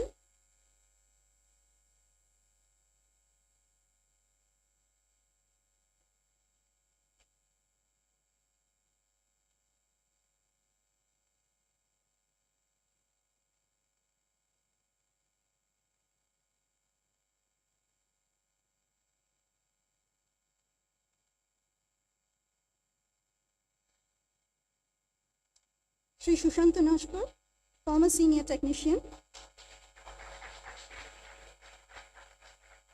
Next will be Shri Prashanjit Kumar Das, former senior technician. Requesting Shri Choton Kerketa, former senior technician, to be ready. And last but not the least, Shri Alok Chakraborty, again a former technician.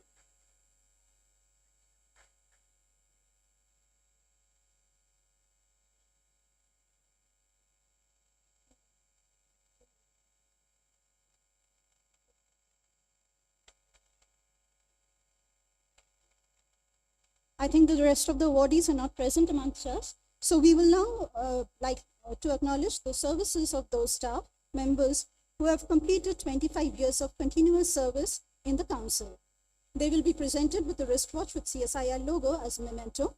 I would request you to kindly come up on the stage as your names are called. We'll start with Dr. Mukul Chandrapal, Chief Scientist.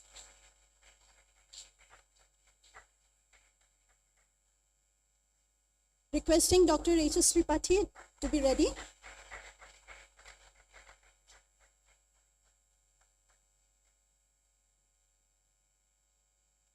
Next is Dr. Shunirmal Jana, Chief Scientist.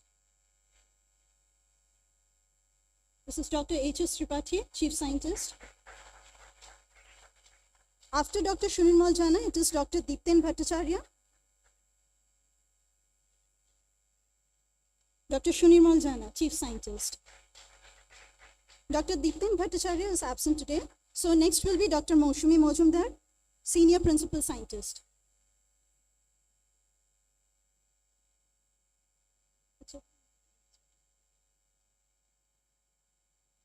Dr. Moushumi Mojumdar, Senior Principal Scientist. Next is Dr. Monuja Srimani, Senior Principal Scientist. Next will be Sri Shushapta Ghosh, Principal Technical Officer.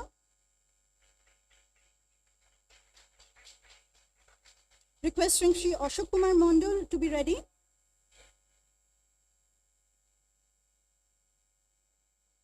Sri Shushapta Ghosh, Principal Technical Officer.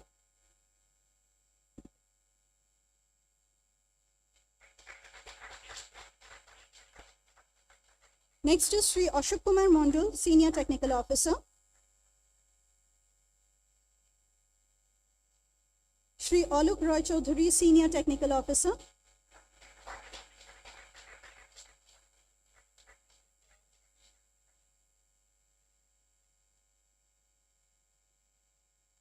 Shri Alok Roy Chaudhary, Senior Technical Officer.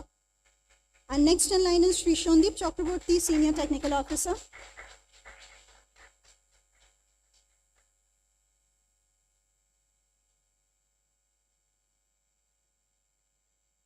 After Shri Shondeep Chakraborty, Senior Technical Officer, it will be the turn of Shri Ranjan Shamaddar.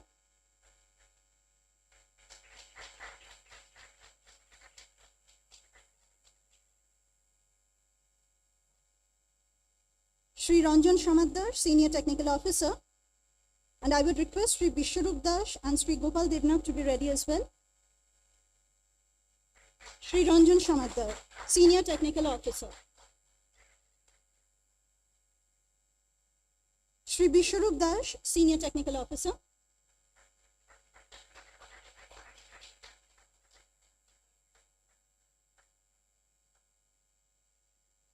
Shri Gopal Devnath, Senior Technical Officer.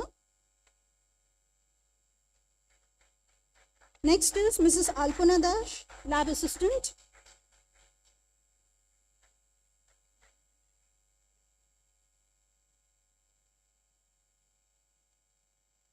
Mrs. Alpana Das, Lab Assistant.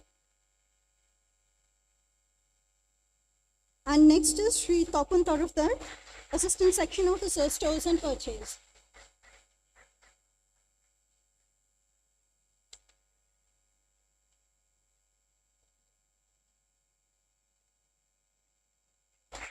Shri Topun Tarufdar. Okay.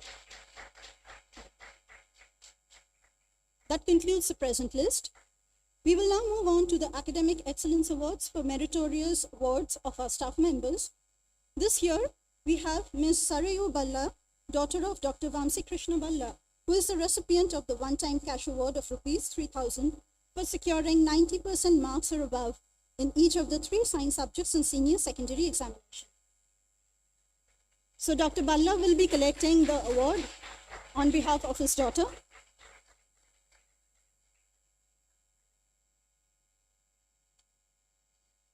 The recipient of the Studentship Cash Award of Rs 1,500 per month for securing admission to BTech or Integrated MSc course in IITs, PGP in Management in IIMs, or MBBS course in AIMS, New Delhi, is Sri Shaptoshi Bandopadhyay, son of Dr. Somnath Bandopadhyay. I would request Dr. Bandopadhyay to please come up on the dais and receive the award on his son's behalf.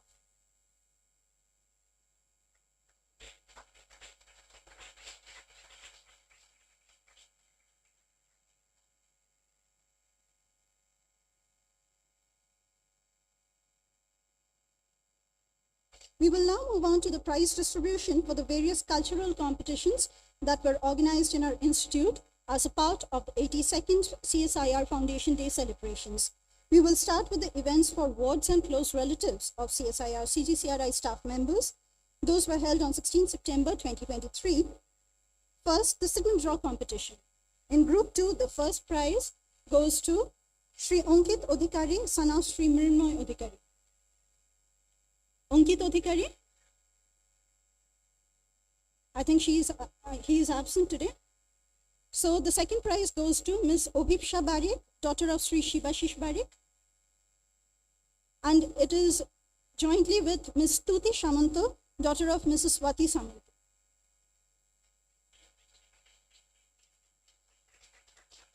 Ms. Obhipsha Barik and Ms. Tuti Shamanto.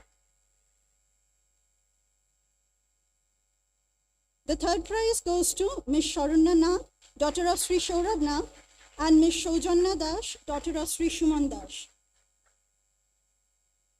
Sharunna and Shojanna, come up on the dais, please.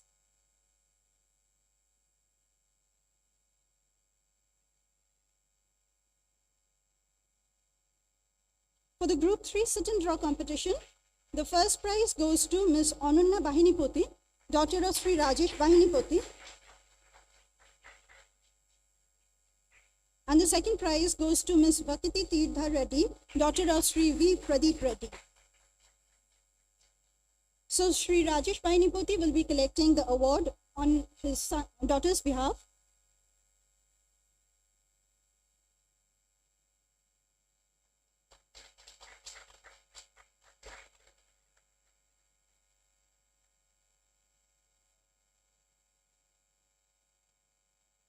That's the first prize for sit and draw. Miss Tirtha Reddy. So is Pradeep Reddy here, present here? Yeah, you can come up, please.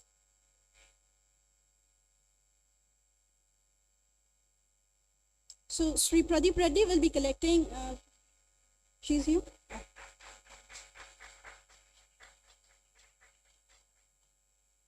Next, we'll move on to the recitation competition. In group 2, the first prize goes to Miss Monjima Dash, daughter of Dr. Mitun Dash. Monjima is present.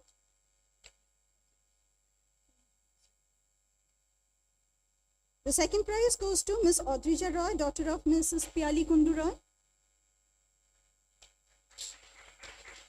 Miss Monjima Dash, daughter of Dr. Mitun Dash.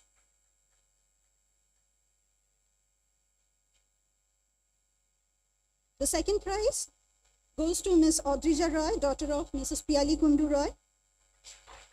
And the third prize goes to Sri Rishikesh Anand, son of Sri Shardanand Kumar.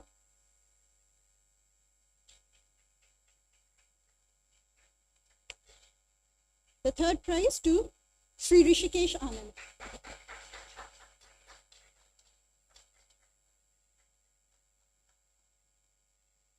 For the group 3, the first prize goes to Miss Anunna Bahinipati.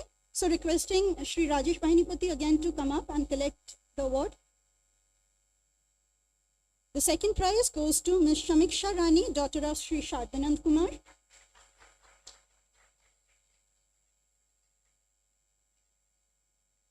And the third prize goes to Sri Utkarsh Somvasi, son of Sri Sanjiva Kumar Singh.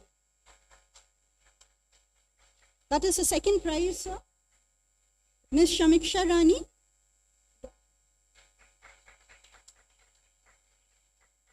And the third prize goes to Sri Utkarsh Somvasi.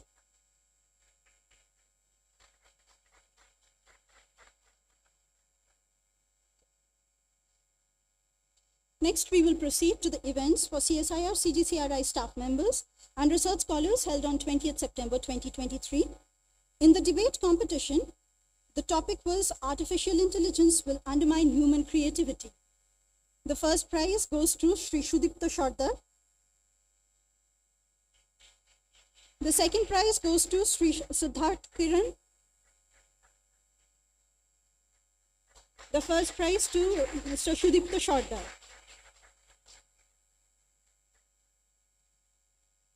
Sri Siddharth Kiran is the second prize winner, and the third prize goes to Sri Abhijit Ghosh.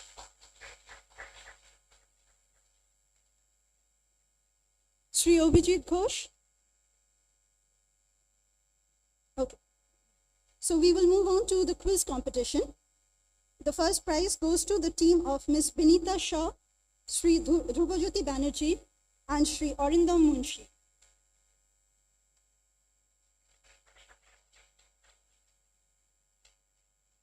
The first prize for the quiz competition goes to the team of Miss Binita Shaw, Sri Dhrubajyoti Banerjee, and Sri Arindam Munshi.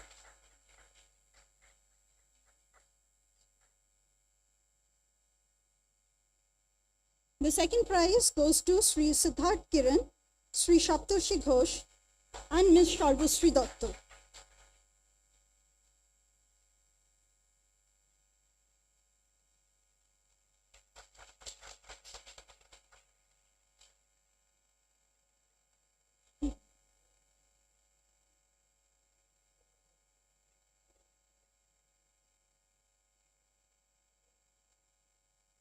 The second prize, it goes to Sri Siddharth Kiran, Sri Shaptarshi Ghosh, and Ms. Sharbusri Datta. The third prize winners are requested to also come up. Dr. Shayantani Lala, Sri Shumit Das, and Sri Ankush Pratap Singh.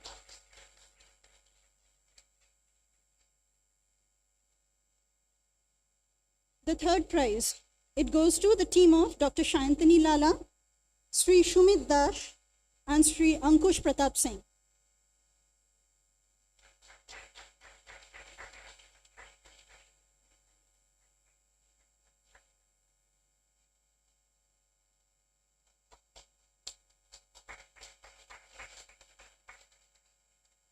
So in the last segment of today's award ceremony, we will give away the awards to the winners of the badminton tournament organized by CGCRI Staff Club on the 29th of August 2023 on the occasion of National Sports Day. In the female section, the winners are Ms. Moumita Mojumdar and Ms. Moushumi Dash.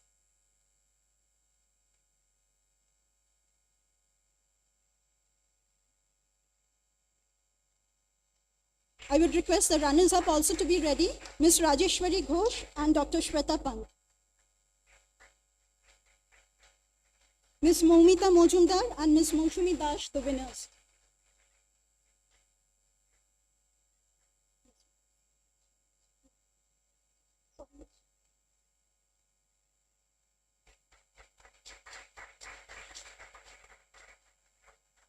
The runners-up are Ms. Rajeshwari Ghosh and Dr. Shweta Pant.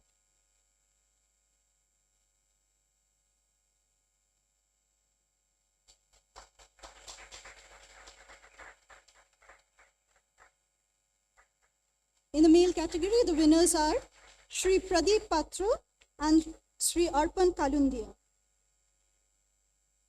Shri Pradeep Patra and Shri Arpan Kalundia, the winners in the male section. And the runners-up are Shri Shubhendu Vikash Mandal and Shri Shubhranil Maiti.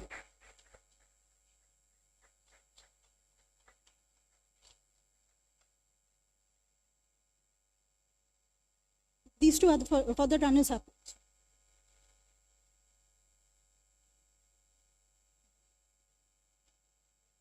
The runners-up, Shri Shubhendu Vikash Mandal and Shri Shubhranil Maiti.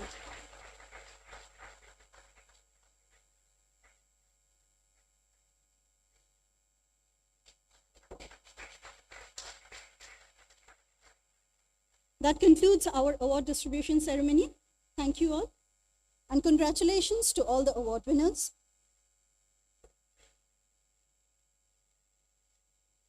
It is finally time to acknowledge the efforts of those who have provided their support to make this program successful. And to do the honor, I would request Shri Duryodhan Sethi, Controller of Finance and Accounts, CSIR-CGCRI, to propose the vote of thanks, please.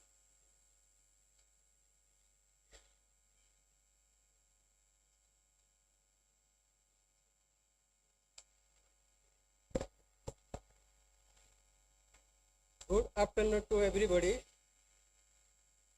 My warm wishes, those who are present in the dais, respected dignitaries, and all the audience who are sitting in the auditorium. It is pleasure for me to propose vote of thanks for today's program. Thank you, Director Madam. At the outset, I thank Dr. CSIR Mande, our former Director General CSIR, and Secretary DSR for gracing this occasion as a chief guest and delivering the Foundation Day lecture. I thank you, sir, for giving your valuable time and your presence on our Foundation Day. Sir, your lecture was truly informative from all of us, starting from Stone Age to artificial intelligence. It is the contribution made by science and technology. Everybody are benefited, all the society has benefited due to the science technology development. The science technology solve many social problems like poverty, equality, sustainable development, many 17 goals. As very informative lecture was delivered by our former DG, Dr. CSIR Mande and Secretary DSIR. I also thank our Director Madam Suman Kumari Mishra for excellent management, advising all the matter to ensure that the program become great success. Thank you, Madam, for leading from the front and making this event more successful because of your continuous support and guidance and advice in the right direction in the right time. We thank our Director Madam for each time involvement and continuously monitoring the program, how we will proceed without any fault. I also thank Dr. Sitandu Mandal, who was not present here. He is the action man of CGCRI. He worked, if you tell I am doing today, he will tell you do it now, do it in 5 minutes. So I thank him. He's a great event manager, Sri Sitendu Mandal, for organizing all these Foundation Day activity very efficiently and effectively. I also thank our director, Muradali sir, who is always inspiring us to present in the online. Thank you, sir. I also thank ISC director, who also present here in the audience.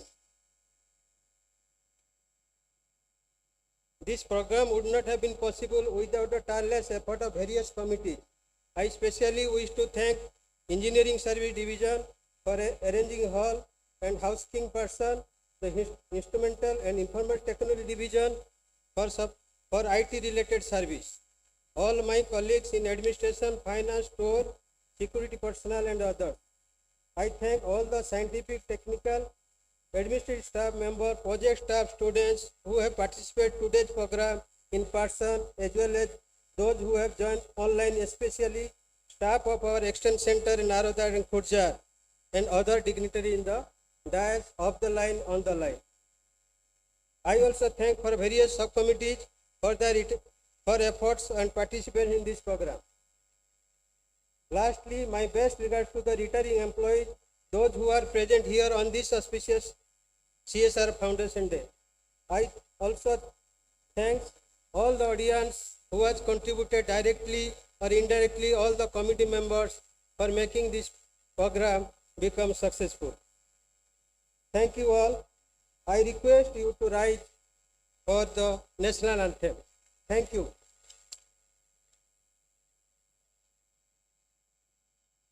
On my personal behalf, very hearty congratulations to all the children who have won different awards, my colleagues who have completed 25 years, and all retirees who have come today. They are thankful. Thank you.